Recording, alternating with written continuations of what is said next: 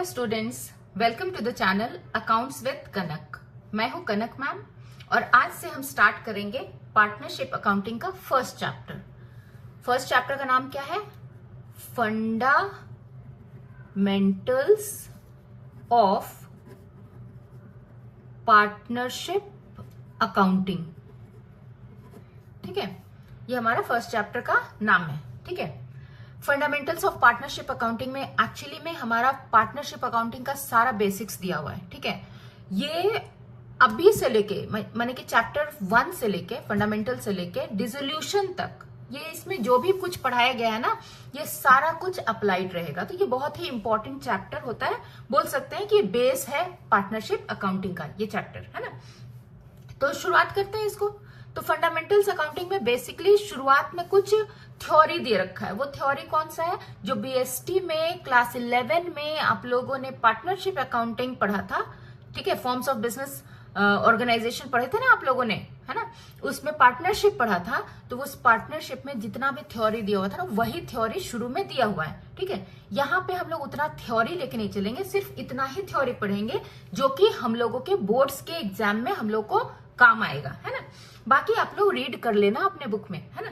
तो शुरुआत हम लोग थोड़ा सा डेफिनेशन से कर लेते हैं कि भाई पार्टनरशिप का डेफिनेशन क्या है। पार्टनरशिप का डेफिनेशन कौन दिया है? तो सबसे पहले पार्टनरशिप का डेफिनेशन ऐसे तो बहुत कोई लोगों ने किसी ने दिया है, ठीक है, लेकिन हम लोग यहाँ पे बात करेंगे Indian partnership act 1932। Indian partnership act 1932 ही वो एक्ट है जो कि पूरा पार्टनरशिप को गवर्न करता है। अगर पार्टनरशिप में किसी भी तरीके का कोई कंफ्यूजन, कोई कॉन्फ्लिक्ट होता है, तो वो इंडियन पार्टनरशिप एक्ट 1932 ही सॉल्व करता है। ठीक है, तो इसी इंडियन पार्टनरशिप एक्ट 1932 में पार्टनरशिप का डेफिनेशन भी दिया हुआ है। ठीक है, अब पार्टनरशिप का डेफिनेशन में क्या बोलता है भाई? तो पार्टनरशिप के डेफिनेशन में बोलता है क्या कि पार्टनरशिप इज एन एग्रीमेंट। ठीक है, पार्टनरशिप इज एन एग्रीमेंट। किसके बीच एग्रीमेंट? तो अमंग टू और मोर पर्सन्स। ठीक है, अमंग टू और मोर पर्सन। भाई क्या चीज के लिए एग्रीमेंट? तो बता रहे टू शेयर द प्रॉफिट्स। भाई शेयर द प्रॉफिट्स तो किसका? Of a business. अच्छा, बिजनेस का कौन चलाएगा ये बिजनेस? तो बोलता है कैरिड ऑन बाय ऑल और any of them acting for all, है ना। तो ये डेफिनेशन है। क्या डेफिनेशन हुआ? क्या बात किया? Partnership is an agreement. तो सबसे पहला इंपॉर्टेंट चीज है कि भाई पार्टनरशिप एक एग्रीमेंट है, यानी कि एग्रीमेंट नहीं है तो वो पार्टनरशिप नहीं है। ठीक है, तो पार्टनरशिप इज एन एग्रीमेंट। किसके बीच एग्रीमेंट होगा भाई? तो टू और मोर पर्सन्स, दो या दो से अधिक पर्सन के बीच। ठीक है, तो यहां बात क्या कि partnership is an agreement among two और मोर पर्सन। ठीक है भाई, ये एग्रीमेंट क्या चीज का है? तो बेसिकली ये एग्रीमेंट है टू शेयर द प्रॉफिट्स के शेयरिंग को लेके ये एग्रीमेंट है। भाई प्रॉफिट्स किसका? तो बोलता है कि ऑफ अ बिजनेस, एक बिजनेस का। वो बिजनेस कौन चलाएगा? तो बोलता है कि कैरिड ऑन बाय ऑल, चाहे तो सारे मिलके चलाए, जितने भी पर्सन हैं यहाँ पे इन्वॉल्व वो सारे मिलके चलाए, या फिर कोई भी एक, एनी ऑफ देम। ठीक है, कोई भी एक एक्टिंग फॉर ऑल, सारे के बिहाफ में चलाए, वो पार्टनरशिप कहलाता है। तो ये डेफिनेशन हो गया। ठीक है, देखो यहाँ पे ये जो बात करते हैं ना शेयर ऑफ प्रॉफिट्स, तो जब शेयर ऑफ प्रॉफिट्स बात किया दैट मीन्स कि शेयर ऑफ लॉस भी इंक्लूडेड है। ठीक है, लॉस को अलग से नहीं बोलता है। ठीक है, अच्छा, तो ये डेफिनेशन से एक चीज हम लोग को समझ में आया कि भाई एग्रीमेंट जो है वो बड़ा ही इंपॉर्टेंट चीज है। अगर एग्रीमेंट नहीं हुआ तो पार्टनरशिप बनेगा ही नहीं, है ना। तो एग्रीमेंट क्या वर्बल हो सकता है या फिर रिटन ही होगा? तो यहाँ पे बात करते हैं कि यहाँ पे पार्टनरशिप एक्ट बोलता है कि नहीं भाई, एग्रीमेंट जो है can be verbal as well as written। ठीक है, एग्रीमेंट वर्बल भी हो सकता है, रिटन भी हो सकता है। ठीक है, लेकिन अगर एग्रीमेंट रिटन है तो जो डॉक्यूमेंट इस एग्रीमेंट को कंटेन करता है उसको क्या कहते हैं? तो उसको कहते हैं पार्टनरशिप डीड, है ना। तो नेक्स्ट टर्म हम लोगों को मिल गया क्या? Partnership deed. पार्टनरशिप डीड क्या है? तो the document containing the agreement among the partners. ठीक है, वो डॉक्यूमेंट जिसमें कि पार्टनर्स के बीच जो भी एग्रीमेंट हो रखा है ना, वो लिखा हुआ है, वो पार्टनरशिप डीड है। ठीक है, तो यहां पे बोला कि हाँ भाई चलो सही है, डीड तो समझ में आ गया, इंपॉर्टेंट चीज है ना। बोला कि भाई अगर ऐसा हो जाए कि देखो आदमी तो आदमी होता है ना, ह्यूमन तो है, तो ह्यूमन अगर ह्यूमन ही है तो एक कहावत भी तो है, टू err इज ह्यूमन, यानी कि एरर अगर ह्यूमन है तो एरर होगा। तो यहां भी एरर का संभावना है कि डीड बनाया, एग्रीमेंट बनाया, कुछ बातें तो हो भी सकती हैं कि वो छूट जाए, वो दिमाग में ना रहे एग्रीमेंट करते समय, है ना। तो अगर एग्रीमेंट करते समय कोई भी बात छूट जाता है और फिर हमारा बिजनेस में वो सिचुएशन आ गया, तो फिर हम लोग क्या करेंगे? तो बोलता है इंडियन पार्टनरशिप एक्ट कि भाई उस कंडीशन में अगर तुम्हारा पार्टनरशिप डीड में वो क्लॉज नहीं इंक्लूडेड है, ठीक है, तो उस समय पार्टनरशिप एक्ट में एक टेबल एफ दिया हुआ है। ठीक है, कौन सा टेबल? टेबल एफ दिया हुआ है, वो टेबल जो है वो वैलिड हो जाएगा। ठीक है, टेबल एफ वैलिड होगा। ठीक है, तो यहां पे इसी से कंसर्न बोलता है कि अगर मान लो कि कोई प्रोविजंस है वो पार्टनरशिप डीड में नहीं है, तो फिर क्या क्या चीजें हो सकता है। तो कुछ 4-5 पॉइंट हम लोग बात करते हैं जो कि हमारे अकाउंटिंग से रिलेटेड है, जो इस पूरे अकाउंट्स क्लास 12 के अकाउंट पार्टनरशिप अकाउंटिंग के सिलेबस में हम लोग को काम देगा, उससे रिलेटेड बात करते हैं। और इससे एक 2 मार्क्स का, कभी 3 मार्क्स का क्वेश्चन भी आ जाता है। ठीक है, तो उसको देख लेते हैं। क्या बात है, क्या हेडिंग है? प्रोविजंस अप्लाइड या एप्लीकेबल भी बोल सकते हैं, applied in absence of partnership deed. कहने का मतलब क्या कि भाई अगर जो पार्टनर्स हैं उनके पास डीड नहीं है, ठीक है, तो क्या प्रोविजंस अप्लाई होगा? डीड नहीं है इसका मतलब ये नहीं कि एग्रीमेंट ही नहीं है। ठीक है, हो सकता है कि ये जो बात है, ये जो सिचुएशन हम लोग बात करने वाले उससे रिलेटेड एग्रीमेंट नहीं है। ठीक है, सबसे पहला चीज तो ध्यान में रखना कि भाई एग्रीमेंट नहीं होगा तो पार्टनरशिप होगा ही नहीं, है ना। तो एग्रीमेंट तो बकायदा रहेगा, लेकिन जो प्रोविजंस, जो सिचुएशंस हम लोग यहाँ बात करने वाले हैं वो सिचुएशन से रिलेटेड एग्रीमेंट नहीं है, तो क्या बात होगा? तो क्या पार्टनरशिप एक्ट 1932 क्या बोलता है, क्या करना चाहिए, वो बात हम लोग कर रहे हैं, है ना। तो सबसे पहला चीज हम लोग बात करते हैं, क्या चीज? तो प्रॉफिट शेयरिंग रेशियो के बारे में, है ना। प्रॉफिट शेयरिंग रेशियो इसमें क्या बोला कि भाई अगर मान लो कि पार्टनर्स जो है एग्रीमेंट कर रहे हैं और वो अपना प्रॉफिट शेयरिंग रेशियो के बारे में एग्रीमेंट ही नहीं किए कि कौन कितना प्रॉफिट लेगा, तो क्या होगा? तो बोलता है इंडियन पार्टनरशिप कि भाई तब उस केस में प्रॉफिट जो है सारे पार्टनर्स के बीच इक्वली बटेगा। ठीक है, ये है। दूसरा क्या है?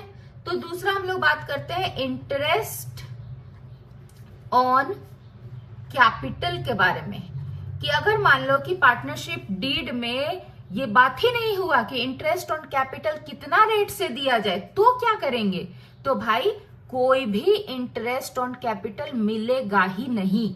अगर एग्रीमेंट हुआ है तो मिलेगा, अगर एग्रीमेंट नहीं हुआ है तो इंटरेस्ट ऑन कैपिटल नहीं मिलेगा, यही बात बोला गया है। तो no interest on capital given. ठीक है, फिर थर्ड थर्ड पॉइंट में क्या बात करेंगे, इंटरेस्ट ऑन ड्रॉइंग के बारे में, है ना। इंटरेस्ट ऑन ड्रॉइंग बोल रहा है कि अगर डीड में इंटरेस्ट ऑन ड्रॉइंग के बारे में ही बात ना किया गया हो तो क्या किया जाए। तो बोलता है कि भाई अगर इंटरेस्ट ऑन ड्रॉइंग के बारे में बात हुआ है तो ठीक, जितना बात किया है, जितना रेट में इंटरेस्ट ऑन ड्रॉइंग चार्ज करना है उतना में चार्ज कर दो। लेकिन अगर नहीं बात किया गया है तो टेबल एफ बोलता है कि no interest on drawing will be charged, यानी कि कोई भी इंटरेस्ट ऑन ड्रॉइंग चार्ज नहीं होगा। That's it. उसके बाद क्या बात करें, सैलरी टू पार्टनर्स। ठीक है, कह रहा है कि अगर मान लो कि पार्टनर को सैलरी देना है कि नहीं देना है, इस बारे में कोई चर्चा नहीं हुआ है, कोई एग्रीमेंट नहीं हुआ है। जैसे होता है ना कि बहुत सारे पार्टनर्स हैं, है ना, तो उसमें से कोई पार्टनर जो है बहुत खट रहा है, बहुत काम कर रहा है, ठीक है, बेइंतहा काम कर रहा है, ठीक है, सिर्फ बिजनेस के पीछे ही पड़ा हुआ है, बिजनेस को ही आगे बढ़ाने में लगा हुआ है, तो उसको कुछ एक्स्ट्रा तो मिलना चाहिए ना। तो उस समय सैलरी कमीशन ऐसा देने के बात होता है। तो उसी के लिए बोल रहा है कि अगर सैलरी के बारे में अगर एग्रीमेंट नहीं हुआ है तो पार्टनर चाहे जितना भी काम कर ले, काम करते करते वो जान प्राण दे दे, ठीक है, फिर भी उसको कोई सैलरी नहीं मिलेगा। No salary will be given. ठीक है, अगर एग्रीमेंट हुआ है तो देंगे, ठीक है, लेकिन नहीं एग्रीमेंट हुआ है तो नहीं देंगे, चाहे वो जान प्राण दे दे बिजनेस के लिए। ठीक है, उसके बाद क्या बात करें, उसके बाद करते हैं फिफ्थ नंबर, है ना। फिफ्थ नंबर में क्या बोलता है, फिफ्थ नंबर में हम लोग बात करेंगे कमीशन के बारे में। Commission to partner. जैसा होता है ना कि कोई पार्टनर है सेल्स के लिए पूरा लगा पड़ा है ना, कि कैसे कैसे करके ज्यादा से ज्यादा सेल्स करवाए बिजनेस का, है ना, तो उसको क्या कमीशन मिलना चाहिए, क्योंकि वही तो है जो सेल्स करवा रहा है, रेवेन्यू ज्यादा बढ़ाएगा हम लोग का, है ना। तो यहां बोलता है कि भाई अगर वो कोई एग्रीमेंट हो रखा है तो ठीक है, तो पार्टनर को कमीशन दो, लेकिन अगर कोई एग्रीमेंट नहीं हुआ है तो टेबल एफ बोलता है कि भाई चाहे पार्टनर कितना भी काम कर ले, कितना भी सेल्स को बढ़ावा दे दे, उसको कोई कमीशन नहीं मिलेगा। No commission will be given. ठीक है, ये कहानी है। उसके बाद एक और बात करते हैं, इंटरेस्ट ऑन पार्टनर्स लोन, है ना। जैसे कभी कभार होता है ना कि बिजनेस में लोन का दरकार पड़ गया, है ना, पैसा का जरूरत पड़ गया, तो पैसा का जरूरत है, बिजनेस जो है वो कोई बैंक के पास, कोई और फाइनेंशियल इंस्टीट्यूशन के पास, या फिर कोई आउटसाइडर के पास लोन लेने का सोच रहा है। उसी में कोई पार्टनर बोल दिया कि भाई तुम बाहर से क्यों लोन लोगे, तुम हमसे लोन ले लो, मेरे पास पैसे हैं, ठीक है, हम कैपिटल के रूप में नहीं, हम लोन के रूप में पैसे दे रहे हैं। ठीक है, तो जब अपना आदमी होता है ना तो उससे हम लोग जनरली बहुत बात करना भूल जाते हैं। ठीक है, तो मान लो कि ये पार्टनर से लोन तो ले लिए, लेकिन इसको कितना इंटरेस्ट देना है ये बात ही नहीं की। जैसे बैंक से या किसी और से लेते तो इंटरेस्ट का तो बात पहले हो जाता, लेकिन ये अपना आदमी है तो इससे इंटरेस्ट का बात ही नहीं किया, है ना। तो उस केस में क्या करेंगे, तो उस केस में टेबल एफ बोलता है कि भाई अगर तुम लोग एग्रीमेंट किए हो तो चाहे जितना का एग्रीमेंट किए हो, है ना, कि इतना परसेंट देंगे, 25% देंगे, 70% देंगे या 1% देंगे, जितना का एग्रीमेंट किए हो उतना का एग्रीमेंट में तुम भाई कर लो। ठीक है, तुम्हारा इंटरेस्ट ऑन पार्टनर्स लोन उतना ही देना। लेकिन अगर एग्रीमेंट तुम नहीं किए हो तो उस केस में तुम 6% पर एनम के हिसाब से इंटरेस्ट ऑन पार्टनर्स लोन दोगे। याद रखना, पर एनम माने साल का, यानी कि जब भी कैलकुलेट करेंगे मंथ कैलकुलेशन होगा। ठीक है, ये ध्यान रखना है। तो इंटरेस्ट ऑन पार्टनर्स लोन का ये कहानी है। ठीक है, 7th number, admission of new partner.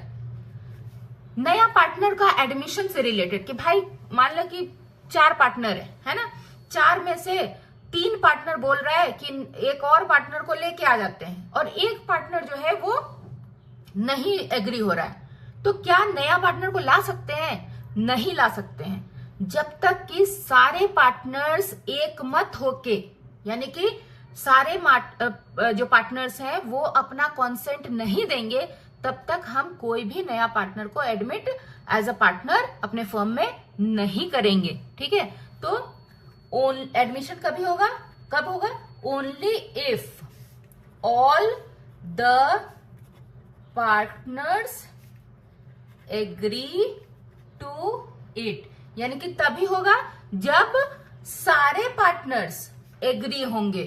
तब एक भी पार्टनर अगर एग्री नहीं होता है तो उस केस में कभी भी नया पार्टनर का एडमिशन नहीं होगा। ठीक है, एक और समझ लेते हैं, access to books of account.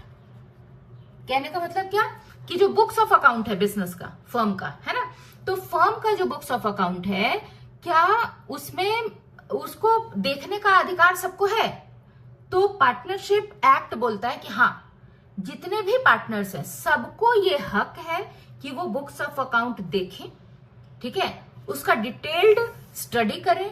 ठीक है, यहां तक कि उनको ये भी हक है कि वो उसका प्रिंट भी लेके अपने साथ जा सकते हैं। तो इतना है, यानी कि सभी पार्टनर्स को access to books of account है। ठीक है, तो all the partners have the access to the books of account. ठीक है, ये कहानी है। पार्टनर्स कौन है? जितने भी पार्टनरशिप फर्म में जितना भी लोग एग्रीमेंट किया है सब पार्टनर हैं। ठीक है, सारे पार्टनर्स कलेक्टिवली नोन एज क्या चीज? तो फर्म। याद रखना, ये अब प्रोविजंस में 8 ही बात करते हैं, फर्म एक याद है अभी, फर्म डील कर देते हैं। फर्म क्या है? फर्म का मतलब क्या? All the partners are collectively known as firm. ठीक है, तो आज के लिए इतना ही। ठीक है, जो भी बुक आप फॉलो कर रहे हो उस बुक में देखना, इससे रिलेटेड 1 या 2 सम्स हैं। ठीक है, आप उसको सॉल्व कर लेना। अगर कोई डाउट होता है तो आप मुझे कमेंट सेक्शन में लिख दियो और मैं उसको बाद में डील कर दूंगी। ठीक है, एक वीडियो ही आपका डाउट क्लास का बना दूंगी, है ना, उसमें सारा डाउट्स आप लोग टेकअप करके उसमें सॉल्व करके उसको ये करूंगी। ठीक है, अगला दिन हम लोग क्या करेंगे? अगला दिन हम लोग प्रॉफिट एंड लॉस एप्रोप्रिएशन सीखेंगे, उसको बनाने सीखेंगे, फिर आगे बढ़ते हैं। ठीक है, तो आज के लिए इतना ही। ठीक है, if this video help you then don't forget to like the video, share it with your friends and subscribe to the channel. Thank you so much for watching. See you in the next video. Till then, keep learning and keep growing. Bye bye.